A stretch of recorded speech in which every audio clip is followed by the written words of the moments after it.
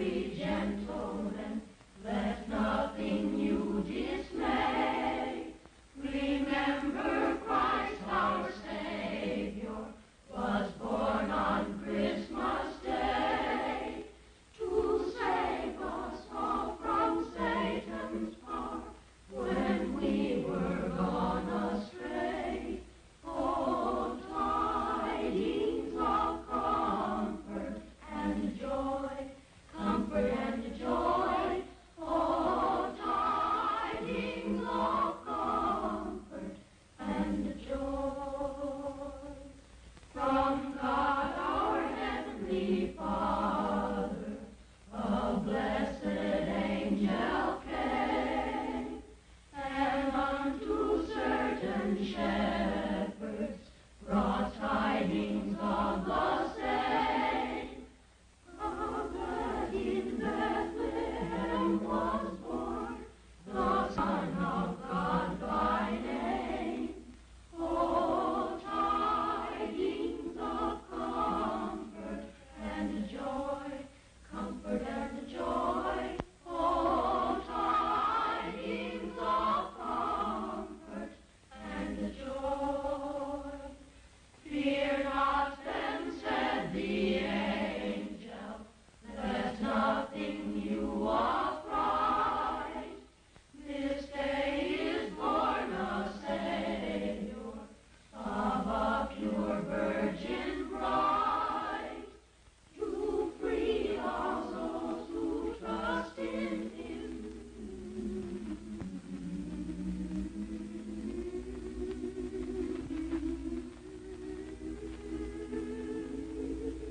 Gilbert K. Chesterton once said, "In everybody there is a thing that loves children, fears death, and likes sunlight. And this thing enjoys Charles Dickens." Before I tell you about the Christmas Carol, let me read to you what Charles Dickens himself wrote about this story. I have endeavored in this ghostly little story to raise the ghost of an idea which shall not put my readers out of humor with themselves, with each other, with the season, or with me. May it haunt their houses pleasantly. Charles Dickens. To begin with, Jacob Marley was dead. There is no doubt about that. You will therefore permit me to repeat emphatically that Marley was as dead as a doornail. Did Scrooge know that he was dead? Of course he did. Ebenezer Scrooge and he had been partners for I don't know how many years. Scrooge never painted out Marley's name, and so there it stood 7 years afterwards above the warehouse door. Ebenezer Scrooge. Oh, but he was a tight-fisted old sinner, hard and sharp as flint.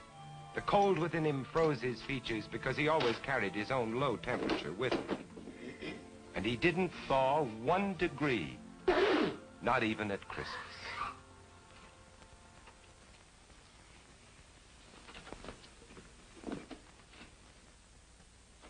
Merry Christmas.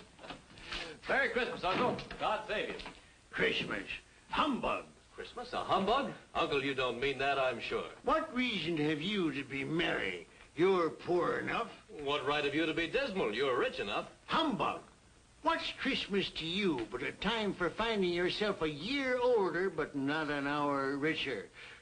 Every idiot that goes about with Merry Christmas on his lips should be boiled in his own pudding. Now, Uncle, I know you... Now, you keep Christmas in your own way, Fred, and I keep it in mine. Be off now.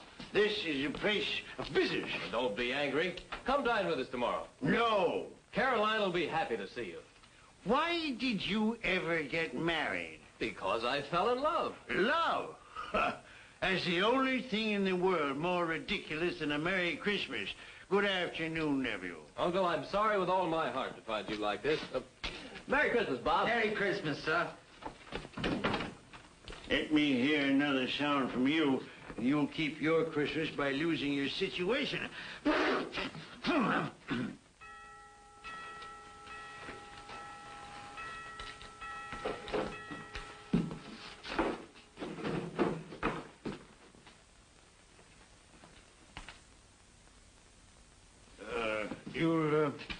You want all day tomorrow, I suppose, Crescent. Quite convenient, sir. It's not convenient. But it's only one day in the year, sir. A poor excuse to pick the pocket of your employer every 25th of December. But be here all the earlier next morning. I will, sir. And a Merry Christmas to you, Mr. Scrooge. Ah.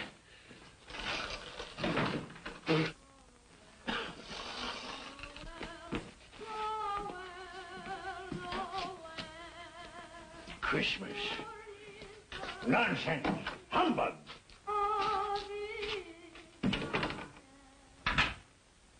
And while most of London was jovial and full of glee in honor of this Christmas Eve, Scrooge had taken his melancholy dinner at his usual melancholy tavern. And having read all the newspapers, he went home to bed. Scrooge lived in the chambers which had once belonged to Marley, his ex-partner. And as I have remarked before, Marley is dead these last 7 years. Dead as a doornail.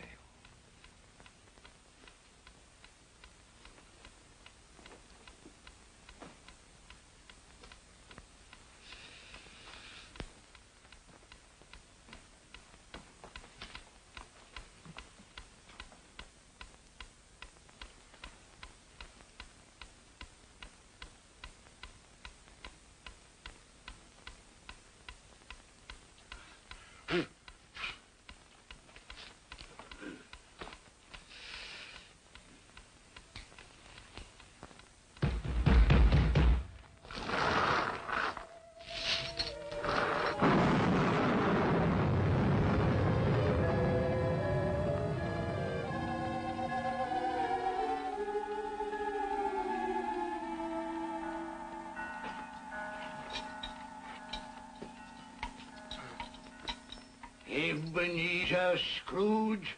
How now? What do you want of me? Much. Who are you? Life I was your partner, Jacob Marley. You don't believe in me? I don't. What evidence would you have of my reality beyond that of your own senses? I don't know. Then why doubt your senses? Because a slight disorder in my stomach could make my senses cheat me. You might be an undigested bit of beef, a blot of mustard, a fragment of underdone potato. Humbug, I tell you, humbug! Mercy on me, dreadful apparition.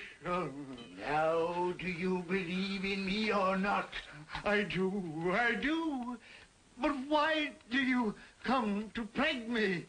And why do you wear that ponderous chain? I made it, link by link in my life, as you are doing for yourself on earth. It is now a part of my penance, and I am here tonight to warn you of a fate such as mine. But, Ebenezer, if you change your ways, you have a chance of escaping my doom. You were always a good friend to me, Jacob. Thank you. Thank you. You will be haunted by 3 spirits. Without their visits, you cannot hope to shun the path I tread. Expect the first tomorrow, when the bell tolls 1. Expect the next on the following night at the same hour, and the third on the next night, when the last stroke of 12 has ceased to vibrate. Couldn't I take them all at once, Jacob, and have it over with? Look to see me no more, and look that for your own sake you remember what has passed between us.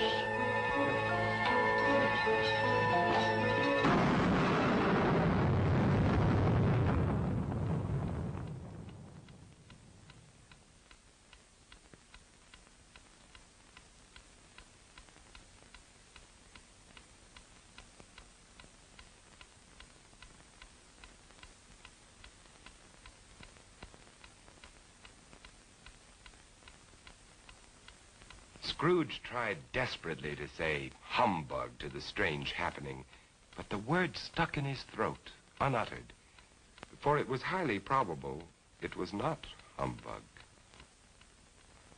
Being very much in need of repose from the experience he had undergone, or shall I say, fatigues of the day, he went straight to bed without undressing and fell asleep in an instant. A few hours later,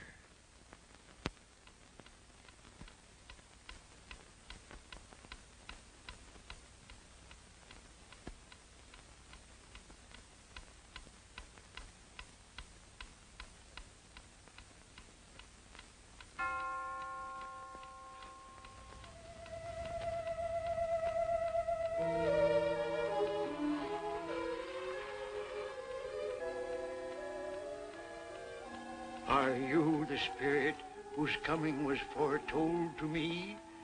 I am. Who and what are you? I am the ghost of Christmas past. Long past? No, your past. What business brings you here? Your welfare. I have things to show you, which are the shadow of the things that have been. Rise.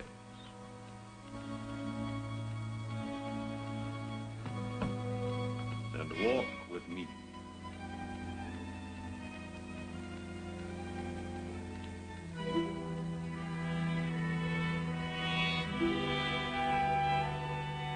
the ghost of Christmas past led Scrooge down the road which he had forgotten for so many years. He showed him a Christmas day in the past, which was a happy one for most children, but not for one lonely schoolboy. Ebenezer Scrooge. Do you know that boy?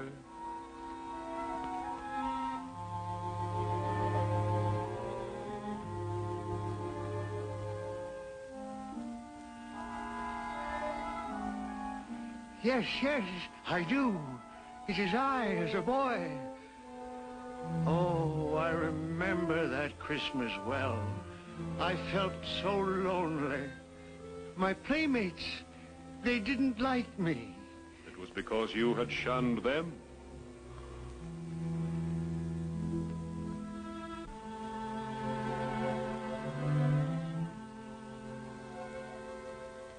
Oh, poor boy. I wish What is the matter? There was a boy singing a Christmas carol on the street last night. I should have liked to have given him something, that's all. Shall I show you another Christmas, 40 years ago, when a fair young girl released you from your marriage contract? No, no. Because she discovered you had ceased to love her. Your greed, avarice, and desire for wealth had killed the love she had for you. No, no, Spirit. Show me no more. Leave me. Haunt me no longer. Awakening in the middle of a prodigiously tough snore and sitting up in bed to get his thoughts together, Scrooge had no occasion to be told that the bell was again upon the stroke of one.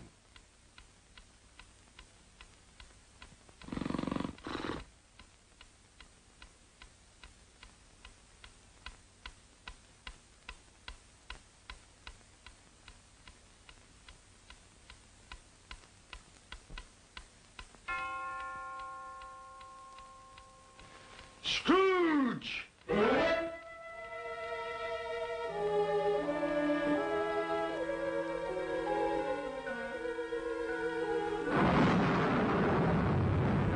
I am the ghost of Christmas presents. Look upon me. Yes, Spirit. Conduct me where you will. I went forth last night on compulsion, and I learned a lesson which is working now. Tonight, if you have aught to teach me, let me profit by it. Touch my robe.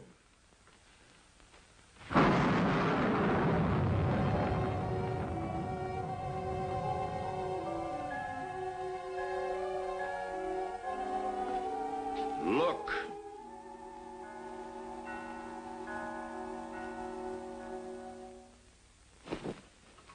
Belinda, bring the plates. Oh, Mother, Belinda, there's a great deal of work to be done. Help your sister. Missy, you get the If I came by outside, I could smell the sage and the onions. And you knew it was off, Mother. Oh, I certainly did, boy. Peter, set the chairs. Can I put some chestnuts on the fire, Mother? No, your father will do that when he comes. What is forgotten your precious father and your brother, Tiny Tim.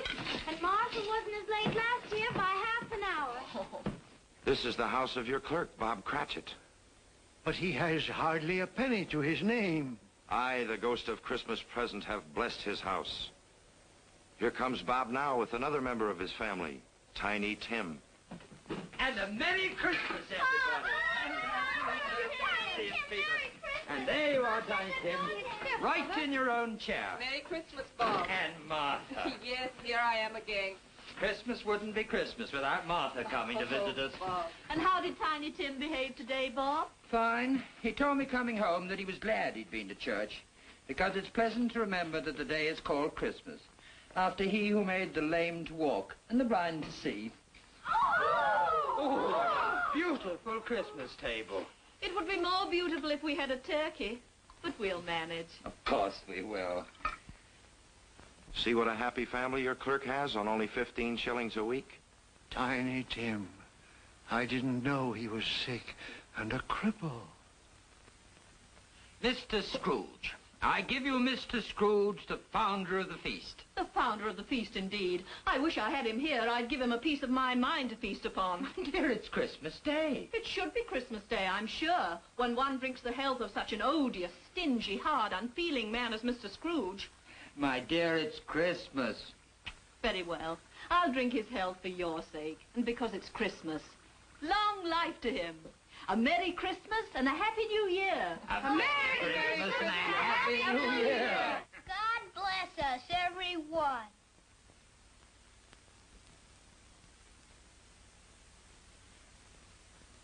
Tell me, Tiny Tim, will he live? I see a vacant seat and a little crutch without an owner. No. Say he will be spared. My life on a globe is very brief. It ends tonight. Tonight? The time is drawing near for me to go and for your third visitor to appear.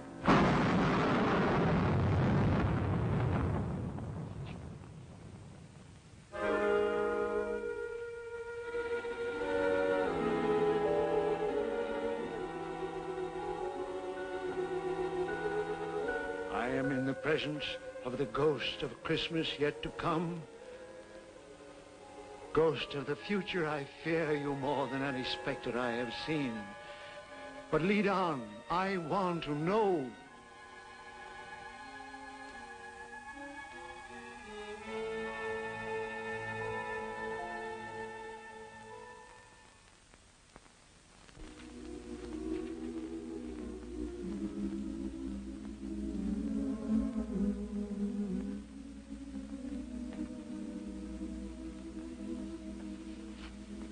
I met a very kind young man today who asked after you. Mr. Scrooge's nephew, whom I scarcely know. I told him about Tiny Tim, and he said, I'm heartily sorry for you and your good wife. By the by, how he ever knew that, I don't know. Knew what, dear? That you were a good wife. Oh, everyone knows that. And he said, if I can be of any service to you at any time, pray come to me. He's rather unlike his old Uncle Scrooge, isn't he?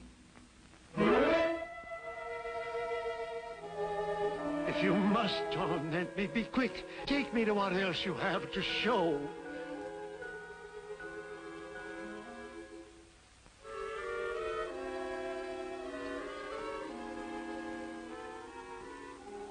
I don't know much about it either. I only know he's dead. When did he die? Last night, I believe. What had he done with his money? I haven't heard. But he'll have no use for it where he's going. It's likely to be a cheap funeral. For upon my life, I don't know anyone to go to it. Suppose we make up a party and volunteer. When I come to think of it, I'm not at all sure that I wasn't his most particular friend. For we used to stop and speak whenever we met. I don't mind going to his funeral if lunch is provided.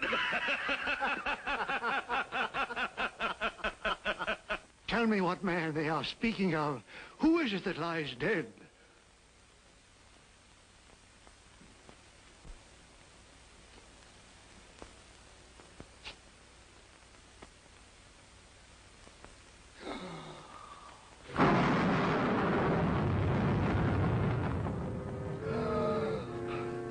No, hear me. I am not the man I was. Assure me I yet may change the shadows you have shown me. I will honor Christmas in my heart and try to keep it all the year. Tell me I may sponge away the writing on this stone.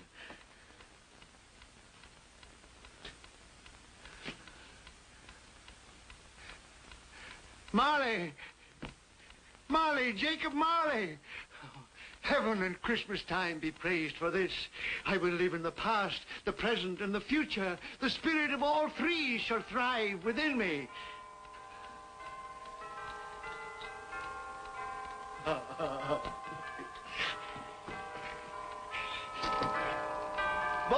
oh boy! Yes, sir? What's today? What, sir? What's today, my fine fellow? Today? Why, Christmas Day, sir. It's still Christmas, and I haven't missed it.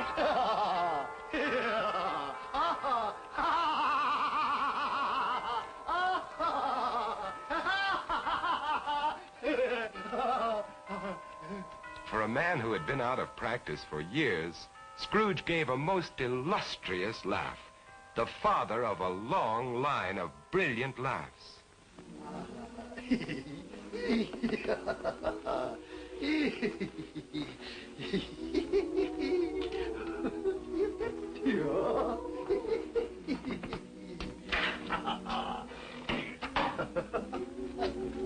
And Scrooge dressed himself all in his best, and at last got out into the streets, wishing everyone he met a Merry Christmas.